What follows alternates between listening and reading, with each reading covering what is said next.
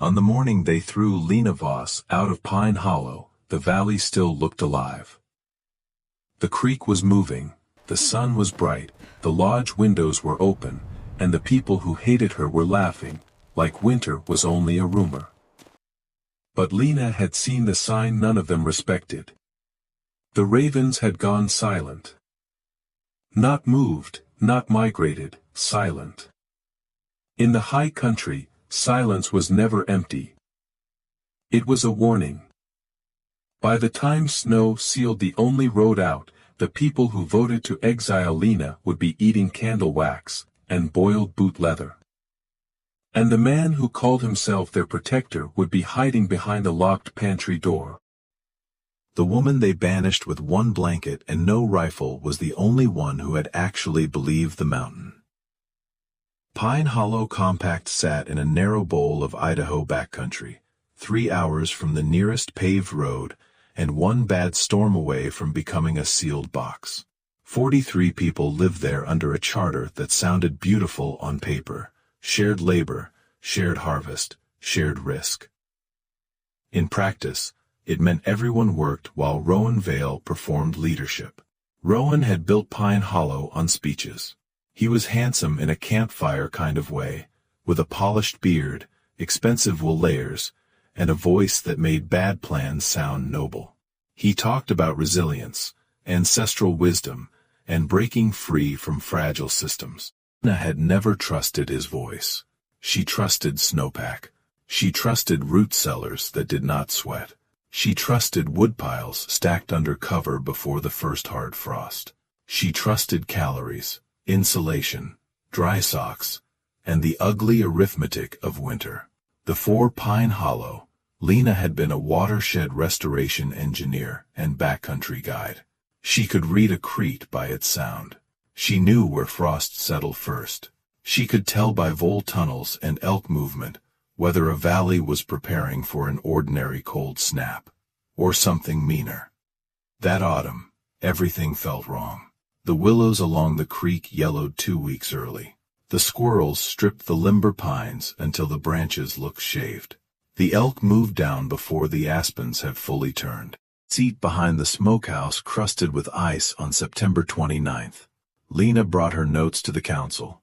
"We are short on food," she said, "and the firewood count is a lie." Rowan smiled at her like she was a child afraid of thunder. "We have enough," he said. "Fear makes people selfish." 3 nights later, Lena found the real ledger. It was hidden behind a loose plank in the supply office, wrapped in a flour sack and marked with Rowan's handwriting. 600 pounds of dry beans were gone. 200 pounds of rolled oats were gone. Half the medical alcohol was gone. A quarter of the seasoned firewood had been traded off the mountain.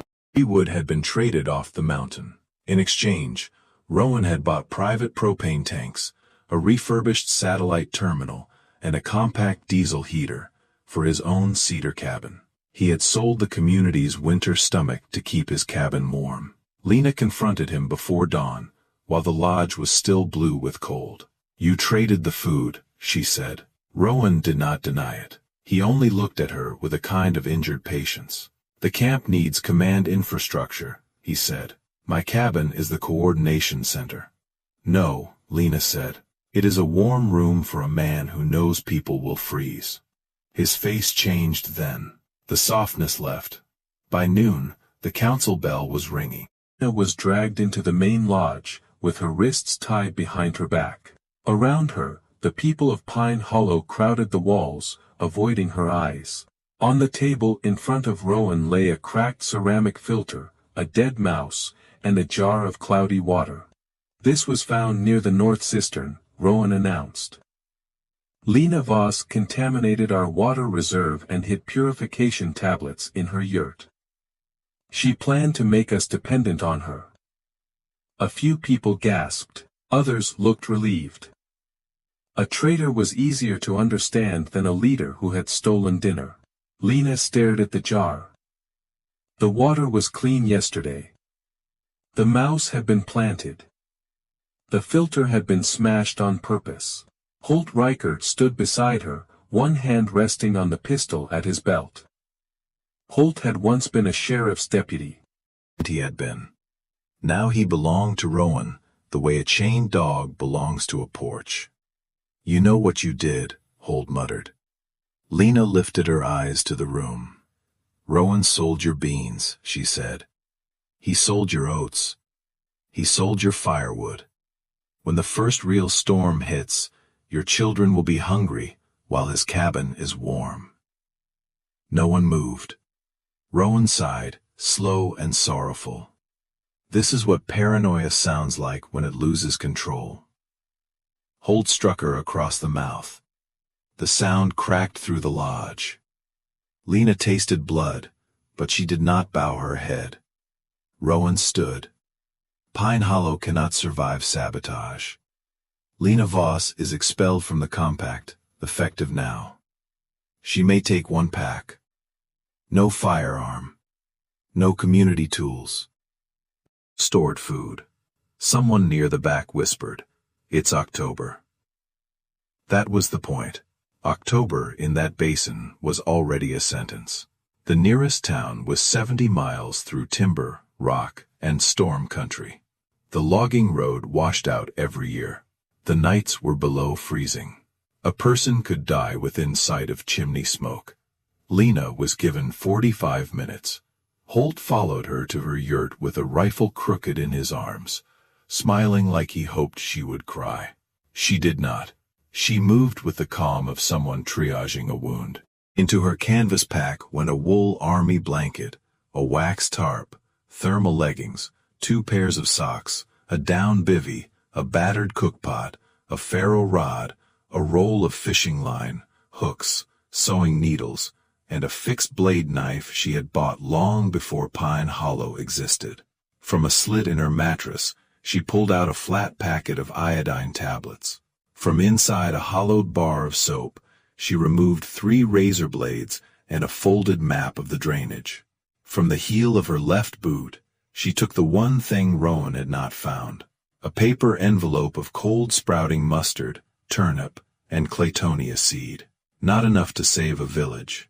Enough to prove she had planned for a future.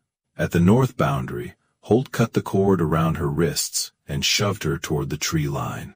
"Come back within 5 miles, he said, "and we bury you where you fall." Behind him, smoke rose from Pine Hollow's chimneys in soft white ropes. Someone had already started singing in the lodge. Lena looked at the settlement one last time. They thought they had cut out the disease. They had no idea they had just thrown away the immune system.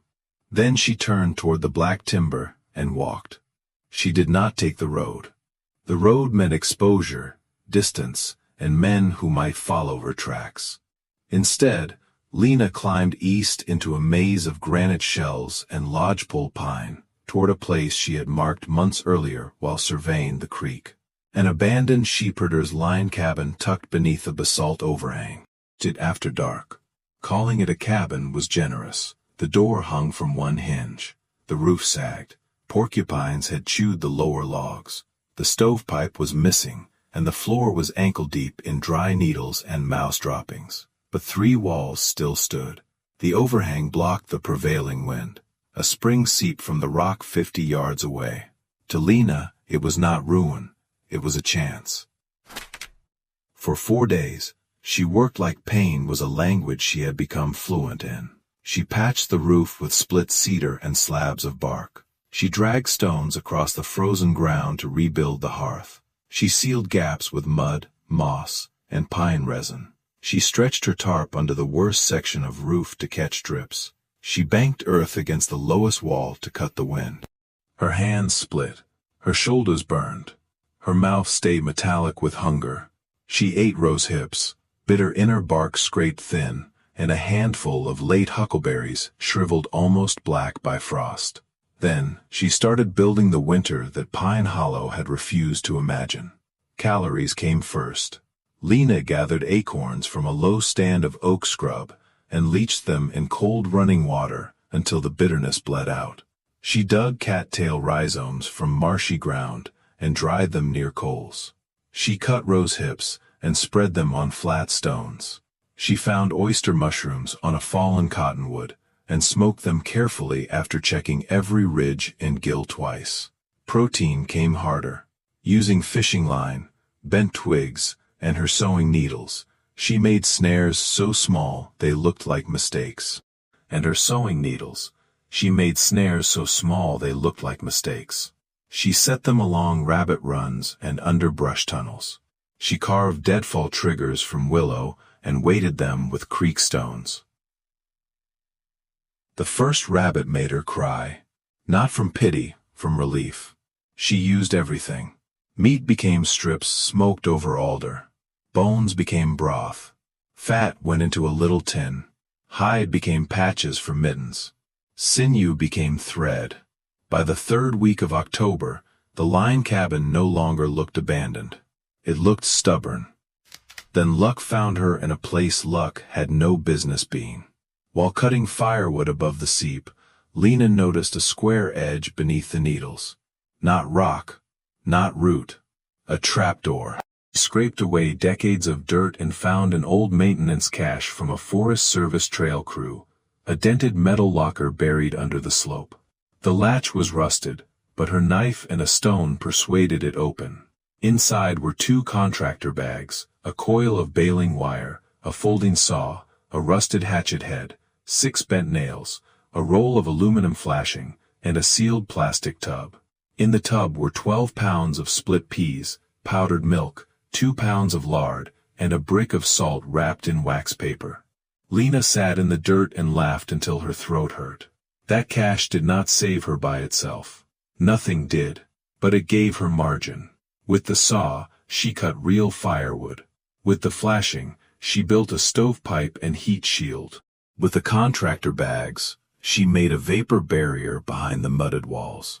With the baling wire, she built stronger snares and a drying rack. With the lard and peas, she turned survival from a daily coin toss into a system. Every evening, as the light drained out of the ravine, Lena climbed to a ridge where she could see Pine Hollow in the distance. At first, the settlement looked almost cheerful. Rowan held a gratitude supper outside the lodge. Lanterns burned too long. Someone played a fiddle. Children chased each other between yurts.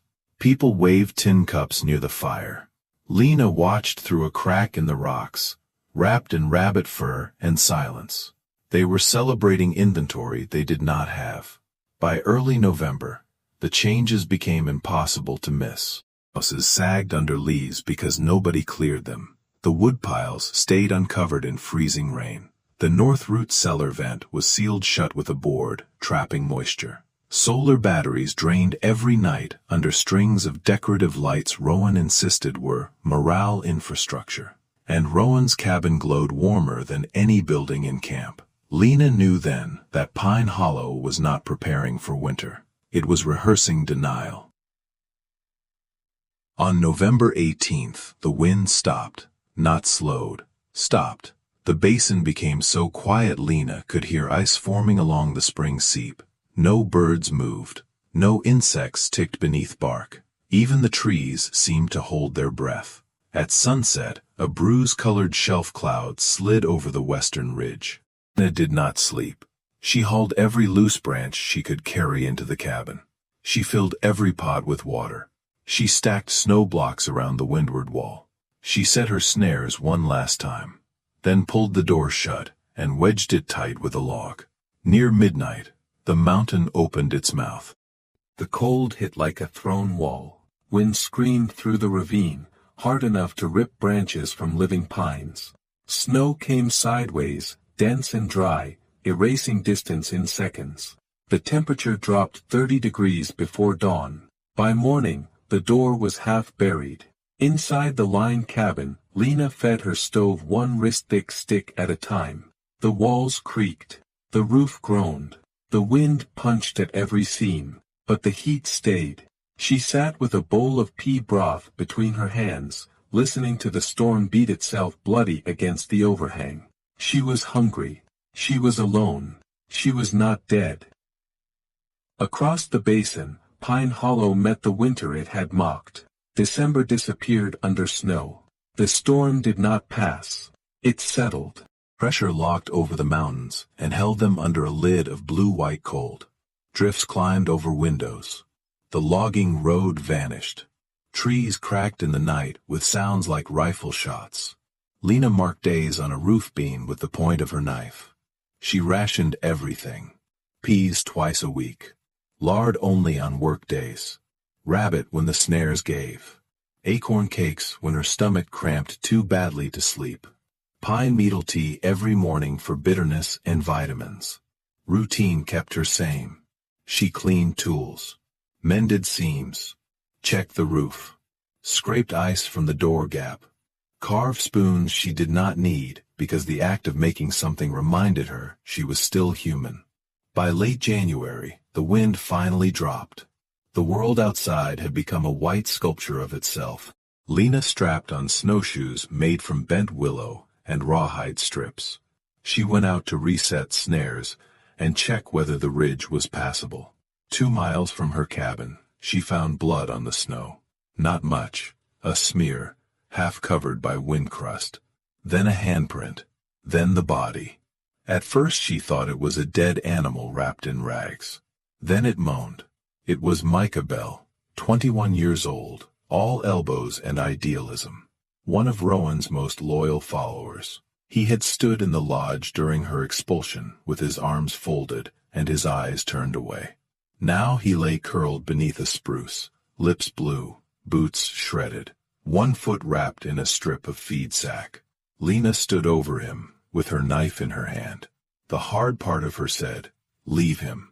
He had voted with his silence. Had watched Holt hit her. He had believed the lie because believing it cost him nothing. Then Micah whispered her name. Not loudly, not even clearly, like a person calling from underwater. Lena cursed, cut 2 spruce poles, lashed them to her tarp, and built a drag sled. It took her 5 hours to bring him back. Twice she fell, once she vomited from effort. By the time she reached the cabin, her vision had narrowed to sparks. She did not put Micah beside the stove. She knew the cold had gone too deep for that. Fast heat could kill him. She stripped off his wet clothes, wrapped him in the bivvy and blanket, placed warm stones near his core, and fed him broth 1 spoon at a time. For 2 days, he floated between shaking and silence. He floated between shaking and silence. On the 3rd night, he woke and saw the smoked rabbit hanging from the rafters, the stacked firewood, the patched walls, the bowls of dried roots. Then he saw Lena. He began to sob so hard, she had to hold the broth away from him. "You were right," he said, "about all of it." The collapse had started in the first week of December. Rowan's private propane system failed when the regulator iced over. The satellite terminal cracked in the storm. The diesel heater choked because he had never cleaned the intake. By the time his cabin went cold, he had already burned through what meant for the communal lodge. The root cellar sweated with trapped moisture until potatoes, apples, and squash turned soft and black. Fourth cistern froze after someone removed the insulation to inspect it. The greenhouses collapsed under snow because no one cleared the roof panels. By Christmas, families were boiling strips of leather. Children were chewing pine pitch for the taste of something. "And Rowan?" Lena asked. Micah looked toward the fire. He and Holt moved into the main lodge. They took the canned goods, the antibiotics, the ammunition, the flour, everything. They barred the doors. They say they are preserving leadership capacity. Lena closed her eyes. How many are left? Maybe 18. Maybe less. Tessa died last week. Mr. Ames froze in his chair, tried the road, and never came back. Why were you out there? I was going for help. You made it 2 miles. Micah stared into the broth. I know. Lena looked at the walls she had built with bleeding hands, looked at the food she had earned mouthful by mouthful, looked at the boy who had helped exile her and now owed her his life. The mountain had made one thing very clear. Survival was not the same as forgiveness. But if she let Pine Hollow die while she still had strength, Rowan's lie would become the final version of the story. At dawn, Lena packed the sled. Smoked rabbit, pea meal, a jar of lard, rose hips, her medical roll, baling wire, the hatchet head lashed to a new handle. Instruction Micah could remember about who was alive and where they were sleeping. Micah tried to stand. "You can't go back alone," he said. "I'm not going back to join them," Lena said. She pulled her hood over her hair. "I'm going back to end Rowan's winter." It took her 8 hours to reach Pine Hollow. The place looked smaller under snow, as if the mountain had pushed it down with one hand. Half the yurts had collapsed. The greenhouse frames stuck from the drifts like broken ribs. The communal kitchen door hung open and frozen. No smoke rose except from the main lodge, where a thin gray thread leaked from the chimney. Lena moved first to the surviving sleeping yurt. The smell inside struck like a fist. Sickness, damp wool, unwashed bodies, waste, smoke, fear. 15 people lay under blankets and coats, eyes sunk deep, faces gray, too weak even to be surprised. A little girl saw Lena in the doorway and whispered, "Ghost." Lena knelt and opened the pot she had warmed outside over a coal tin. "Not a ghost," she said, "and not a savior. Sit up if you can." She fed them slowly. 1 spoon each. Then another. Fat and pea broth. Rose hip tea. Tiny pieces of smoked meat. When a man tried to grab the pot, Lena struck his wrist with the spoon hard enough to stop him. "Slow," she said. "You gorge, you die. You listen, you live." Strength returned in fragments. A woman named Corin began to cry while chewing. An old carpenter named Vance asked if there was more wood. A teenage boy stared at Lena's fur-lined coat like it was armor. Lena chose the 3 who could still stand. Corin, Vance, and a quiet woman named Alma with a frostbitten ear and steady hands. "Rowan and Holt have your supplies," Lena said. "I am going to bring them out. No one kills them. No one becomes them. We take the food back, we ration it, and we survive until the road opens." Vance looked toward the lodge. "Holt has the shotgun." "I know what Holt has," Lena said. "I also know what Rowan forgot." Outside, the morning was bright and merciless. Lena crossed the courtyard alone, dragging the empty sled behind her. She stopped in front of the lodge, and set a strip of smoked rabbit on the snow. Then she took the hatchet, and began chopping at the frozen chopping block. Sharp cracks rang through the basin. The lodge door opened a hand's width. Holt stepped out first, thin and wild-eyed, shotgun raised. Rowan appeared behind him, wrapped in 3 coats, cheeks hollow, beard matted with grease. For 1 second, neither man spoke. Lena was supposed to be bones under snow. Instead she stood in front of them, broad-shouldered, clear-eyed, and alive. Rowan's gaze dropped to the sled, to the fur at her collar, to the meat in the snow. "You survived," he said. Lena kept chopping. "No," she said. "I prepared." Holt's mouth twisted. "Leave the sled and walk away. There is nothing on it." Holt blinked. It was when Rowan understood too late that the food had already gone somewhere else. His face sharpened with panic. "Get inside," he snapped. But Lena had chosen her ground before she made a sound. All winter, Rowan had ignored the heavy cornice of snow sagging from the lodge roof over the porch. He had ordered people to shovel the path, but never the roof. Lena had seen it from the sleeping yurt. She had seen the crack line. She had seen the bowed support post. While Holt watched her hands, Corin and Alma had crawled along the blind side of the lodge and looped baling wire around the rotten post. Lena lifted the hatchet high and struck the chopping block one last time. That was the signal. The post snapped sideways. Signal.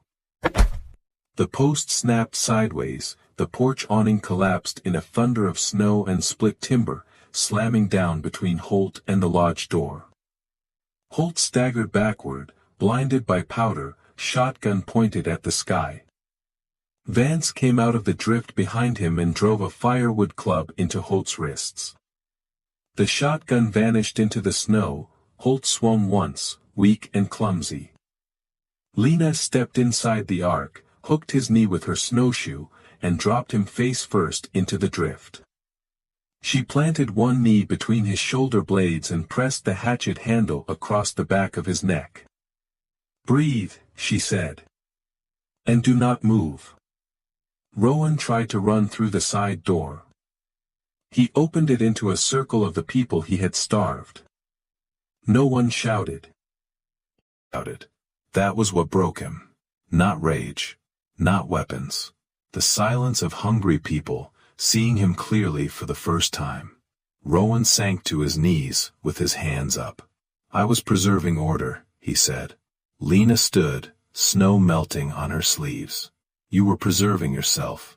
They found the pantry behind a nailed wall panel in the lodge office. Canned beans, powdered eggs, flour, antibiotics, dried fruit, coffee, a crate of ammunition. 3 sacks of oats Rowan had claimed were ruined. Enough to save lives if it had been shared. Enough to damn him because it had not been. Lena did not let the camp become a mob. Rowan and Holt were locked in the tool shed with blankets, water, and half rations. Not comfort. Not cruelty. Consequence. Then Lena went to work. Thickest people into the lodge. She cut vent holes in the root cellar and threw out the rot. She ordered snow cleared from every roof before dark. She inventoried every edible item by weight. She assigned fire duty, water duty, latrine duty, and night watch. She made them boil pine needles for tea, and melt snow in stages so they did not crack the pots. She banned morale lanterns. She banned speeches. By evening, the lodge was warm for the first time in weeks. Not warm like luxury. Warm like survival. People sat around the stove with bowls cupped in shaking hands. No one called Rowan a visionary anymore. No one called Lena a traitor. They looked at her the way desperate people look at a door. "Stay," Corin said. "Lead us." Lena tightened the straps on her pack. No. The word landed harder than anger. Vance frowned. "You just saved this place." "I stabilized it," Lena said. "That is not the same as belonging to it." A child began to cry softly. Lena crouched in front of her and tucked a scrap of rabbit fur around the girl's neck. "I will come back in 10 days, she said. "If the roofs are cleared, the rations are honest, and the sick are warmer than the healthy, I'll bring more seed and teach you where to plant when the thaw comes." Corin wiped her eyes. "And if we fail?" Lena looked toward the shed where Rowan sat behind a locked door, alive because she refused to become him. "Then the mountain will tell you the truth again." She stepped out into the blue-black cold. Her Pine Hollow glowed through repaired window seams, quieter now, less proud. In front of her, the forest waited with all its teeth and all its honesty. Lena did not walk away because she hated them. She walked away because she had learned the difference between community and dependence. A real community shares truth before comfort. A false one demands loyalty while hiding the cost. And winter has no respect for speeches. By the time the thaw came, Pine Hollow survived with 17 people. Not because Rowan had built a movement. Not because fear had been defeated. But because one banished woman understood that nature does not punish arrogance with drama. It simply stops making exceptions. Cold stripped every illusion from that valley. Lena Voss was the only one left standing with clean hands, dry wood, and enough discipline to live.